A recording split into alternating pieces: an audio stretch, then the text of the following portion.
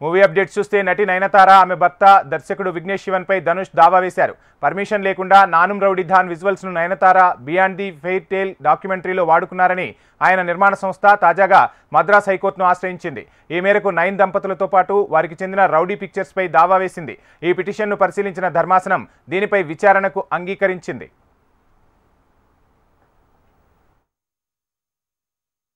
ఇక డాక్యుమెంటరీ విషయంలో నయనతార ధనుష్ మధ్య వివాదం కొన్ని రోజుల నుంచి హాట్గా నడుస్తోంది. తమకెంతో ముఖ్యమైన నానుం రౌడీ ధాన్ విశేషాలను తన డాక్యుమెంటరీలో చూపించాలని కోరిన చిత్ర నిర్మాత ధనుష్ నుంచి పర్మిషన్ రాలేదని, అందుకు తాను ఎంతో బాధపడ్డానని పేర్కొంటూ నయనతార ఇటీవల ఒక బహిరంగ లేఖ రిలీజ్ చేశారు.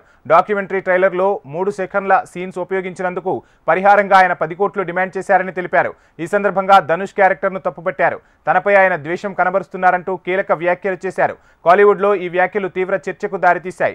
ఆమెకు పలువురు నటీమణులు మద్దతు తెలపగా ధనుష్కు అభిమానుల సపోర్ట్ లభించింది. ప్రస్తుతం నయనతార డాక్యుమెంటరీ నెట్ఫ్లిక్స్ వేదికగా స్ట్రీమింగ్ అవుతున్న నేపథ్యంలో తన పర్మిషన్ లేకుండా నానుం రౌడీ ధాన్ విజువల్స్ను వాడారని ధనుష్ నిర్మాణ సంస్థ మద్రాస్ హైకోర్టును ఆశ్రయించింది.